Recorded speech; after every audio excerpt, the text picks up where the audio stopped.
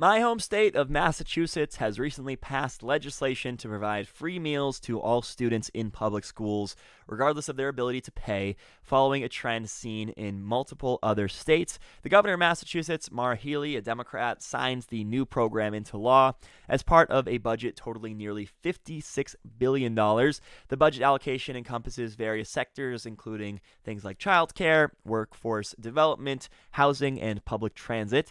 Around $172 million of that budget is going to be allocated for the purpose of offering free school meals to students from kindergarten through high school.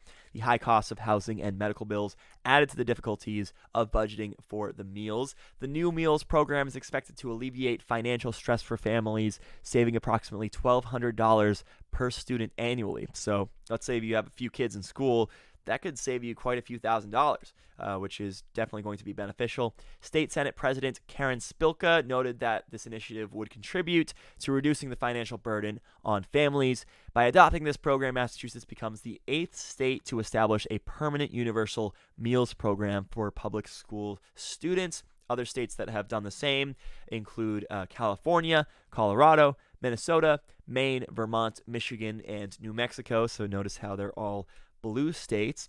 This move comes on the heels of temporary changes that were made during the COVID-19 pandemic. During the pandemic, many schools in various states implemented temporary measures to provide free meals to students due to the economic challenges that many families were facing. The U.S. Department of Agriculture issued waivers during the pandemic, allowing schools to offer free meals to all students, regardless of their income, as part of efforts to ensure that students were still receiving proper nutrition despite disruptions that were caused by COVID-19. And we've discussed plenty of times why free school lunches are the way to go. And of course, whenever we say free, we have to explain to the dumb Republicans what exactly we mean, because when we see free, yes, we mean taxpayer funded and free at the point of service, because Republicans love to counter with this idea that, oh, well, nothing's actually free. We know that. We just mean that the burden is going to be spread across society rather than these specific families. And we know the benefits of free school lunches. It alleviates financial burden. Offering free school lunches can significantly ease the financial strain on families, especially those who are facing hardships. You don't want families to have to pick between paying, let's say, a gas bill and giving their kids 2 versus 3 meals per day. That's just not a position that you want to put families in. It also reduces stigma, because when all students receive free meals, it eliminates any stigma associated with having free lunches for specific students who can't afford it, or reduced fare lunches. That's another thing too. You just want everyone to be seen as the same. You don't want kids getting picked on because maybe their family can't afford the few dollars a day that it costs to get a lunch at school. It also contributes to enhanced academic performance. This we know, because nutrition plays a crucial role in cognitive development and academic performance. If you're focused on your stomach rumbling, you're not going to be able to focus as much on the math assignment that you get or the upcoming English test that you have.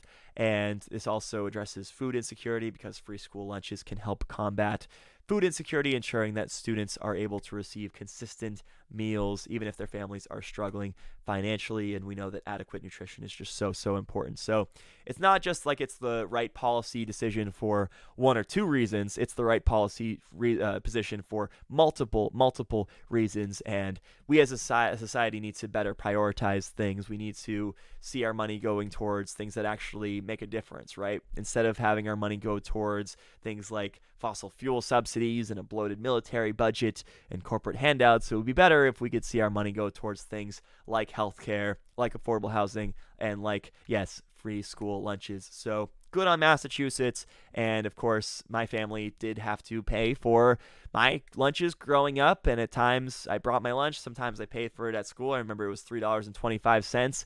Am I asking for a refund on behalf of my family who had to pay for those lunches all those years? Of course not. That would be silly. And of course, I'm drawing a comparison here to the student loan forgiveness debate. It's sometimes about paying it forward for the next generation rather than getting compensation for yourself. We couldn't reasonably go back and compensate families who had to pay for school lunches growing up in the past, right? But we can do it going forward. And just because people in the past had to struggle, that doesn't mean that people in the future have to do the same.